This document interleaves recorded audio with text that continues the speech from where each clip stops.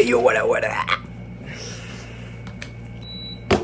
No noise in the background because Emily made such good questions. So I'm going to share with you the questions that Emily made, and I'm going to share my personal opinion. But not only that, but I'm going to challenge some beliefs. So, do you need formal training to be a successful animator? If I'm self-taught using cheap and free resources, is that enough? How do you find your clients? It is just through people you've met through university and friends? It's being an animator a stable career choice? It is hard finding work in this field? Do you think it's more worthwhile working for a studio or doing freelance work? So let's get started because these are really good questions. Do you need formal training to be a successful animator? No! There are many animators that have never touched a college or university and they succeed. But what is success of animation? We're going to talk about at the end. I have to write it here, success for animation. So no. For example, for me, there's no studio, there's no clients that have ever asked for my title, for my diploma, for where I study, who were my mentors, which courses I made. None of that at all. So, do you need formal training to be a successful animator? Depending on what success for animation is for you. That's something that we're going to talk at the end. I'm a self-taught using cheap and free resources. Is that enough? So depends on the person who is behind this cheap and free resources. Like it will totally depends on the person who is behind it and the system that is using to teach or communicate on a specific subject. So that's the main thing. This question is very good, but I think I will not have the answer for you, but I can respond it to you in this following way that maybe will be the way that I would love someone to tell me this in the beginning, is that the only way for me the structure that worked the most for learning animation is dividing everything into two huge pillars, drawing and animation, and then we have some subcategories, and we have for drawing we have gesture drawing, we have perspective drawing, we have shape design, and then some of anatomy, and then posing. So that's very important, and posing is something that it cross over between animation and drawing. So train those three skills, gesture perspective and gesture perspective and shape design, and then also start learning how to create good poses. And then on animation there's something complex here because there is a path to learn animation. Most of the people is just teaching the bouncing ball, the pendulum, the walk cycle.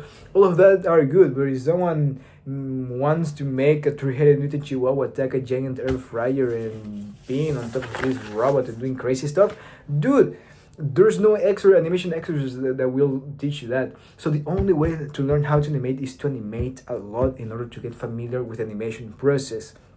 The main idea here is to animate a lot in order to get familiar with the animation process. So if I were to create subcategories of animation, I will say it is only about animating a lot, but also to be aware and to have a clear animation process, which is going to be divided in rough animation, volume pass, tight-on pass, and cleanup. And sometimes for these three first one we will need a lot of versions, like version 1 of the gesture, version 2 of the gesture, then that version 2 will help to go to the volume pass, and the volume pass number 3 is the one who is going to be ready to go to title, and title number 5 is going to be the one that is ready to go to cleanup.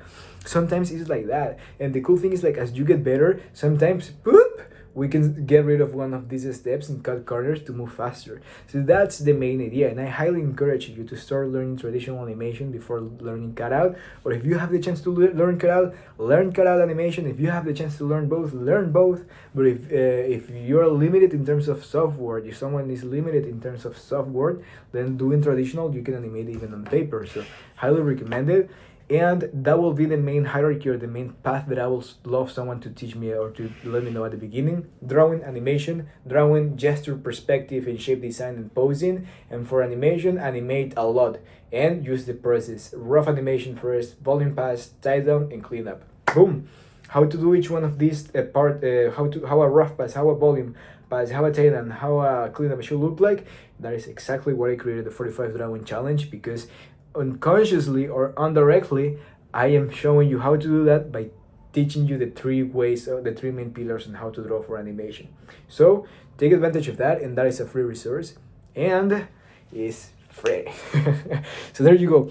I'm a self-taught using cheap free resources. Don't feel discouraged with that. Sometimes there are good free and cheap good resources. Do you need formal training? No. Do you need a strong portfolio? That's it. How do you find your clients? It's just through people you've met through university and friends. 3 ways. If you're just starting, I highly recommend using freelance softwares like Fiverr, Upwork, or there are plenty of more ones, so I highly recommend looking for those ones as you get started. So you can, the same animations that you're using here to practice, you can put those animations in a portfolio, put those on this freelance website, and as you make money, you can start paying for mentorships and for courses, so you can get your skills level up, you can increase your skills levels, you can you can have higher prices, and you can boop at the end. No, well, you get better, you increase your prices, and you're able to pay more expensive mentorships, and then you keep increasing your prices, and then you keep paying more in terms of education. And that's what I did. I was making $10,000 to $15,000 a month living in Ecuador, invested every penny into mentorships, money here, into mentorships, and then charging more because I get better, and then move to Canada, pay a $60,000 degree, animation degree there, charging even much more money, and that's the idea. So, how do you find clients? When I first started on these freelance websites, as you move forward, you can also try something called cold outreach, which is knock it at someone's door, someone's DM, someone's email with a confidence. You have a strong portfolio, a strong skills, a strong control of the animation pipeline that you can offer a complete animation services, and then boom, you start creating conversations. From the conversations, you start getting calls. From the calls, you start getting clients, and from the clients, you start delivering successful services. And if you deliver successful services, those clients will become your asset that you will have long term, and you will be able to help. And that's how we lead to the next question. Is being an animator a stable career choice?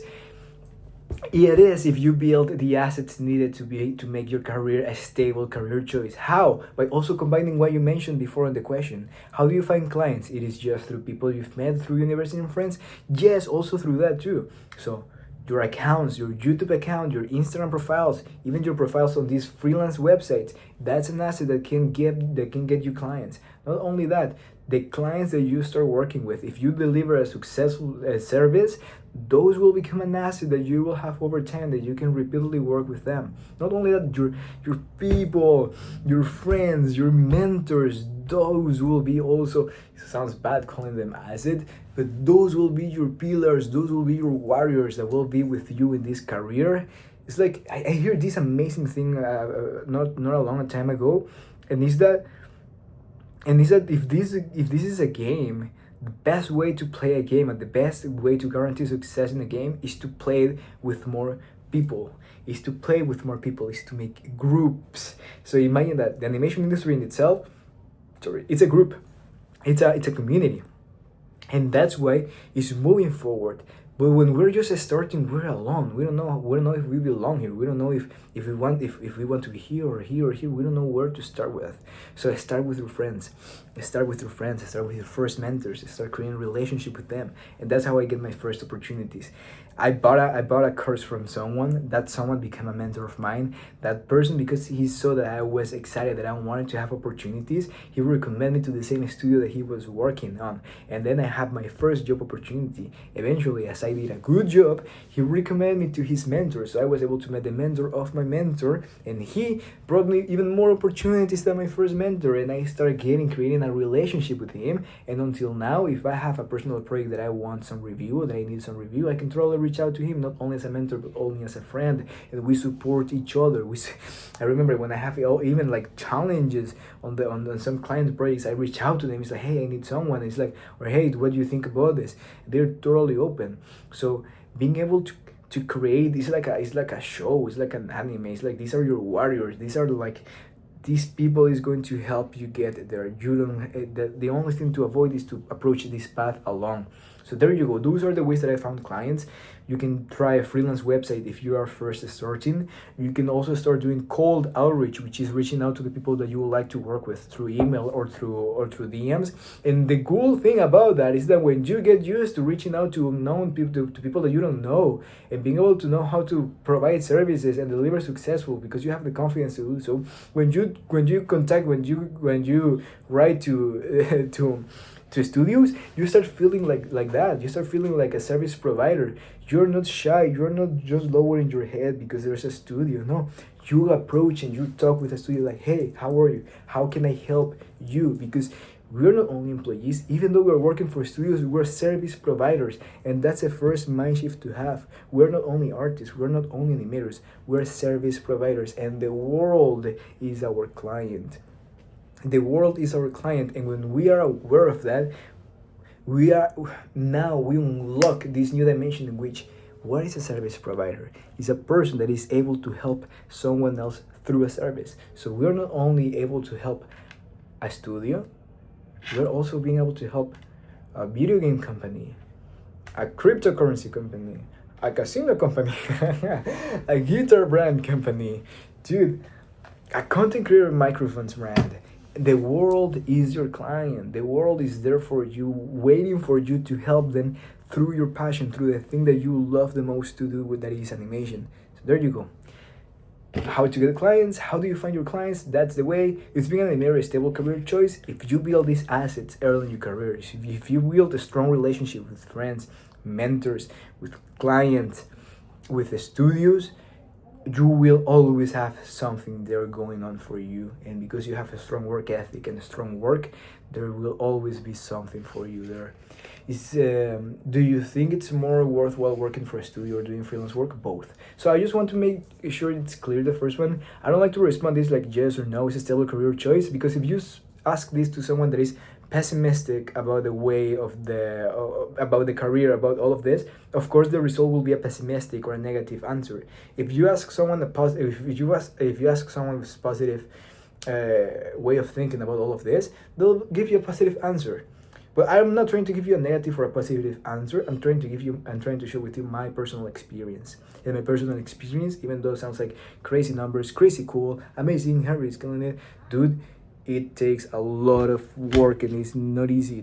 We have to work hard. We have to work hard to deliver successful services, and in order to keep those clients. But at the same time, it's also hard to just say there's no future here, I'm going to lay down in my bed. That's even harder, and the result of that kind of life, it's the hard result. That's a hard life to live. At the end of the day, we want those challenges. We want to feel hard. We want this to feel hard, because then anyone can get clients. Anyone can be a successful animator. Dude, it is amazing that it's a pain in the ass sometimes. It is amazing that it takes time and it takes effort. That's why the only way to play and win in a game is to just collect your game, and it's like, guys, let's win this party. So being here in this community is already a good thing, because here we're building a team in which we're not going alone in this path. We're not creating a path alone, but we can rely to more people. It's like Call of Duty. We're going all the way to defeat, I don't know, the negativity in this world. So there you go. Do you think it's more worthwhile working for a studio or doing freelance work? Both. The month that I'm able to make $10,000, $15,000 is because I have both. I have contract with the studios and I have contract with clients. So when you merge both, boom. And how is that you're able to make that amount of money? By knowing how much you are worth. So I remember when I get decently good at animation, I was charging $1,500 per 1 minute of animation. And I was sick and I was burnt out and I didn't want to do this anymore, and I wanted to quit this, because I was like, I'd rather just quit this stuff than keep charging $1,500 per 1 minute of animation, because I'm burning myself out. This makes no sense, the amount of hours and time and effort that I'm putting to make $1,500 per 1 minute of animation. So I was like, either I increase my prices or I'm out of here. So out of like frustration, I increased my prices to $3,000, and I was like, no one is going to buy that shit. I don't care anymore. Oh shoot, the market starts approving your prices, and my clients starts approving my change of prices. $3,000, cool. I charge that for studios. Oh, they also accept this price. Amazing, USD. So then, guess what? The same thing happened. No way I'm going to continue working for $3,000 per 1 minute of animation.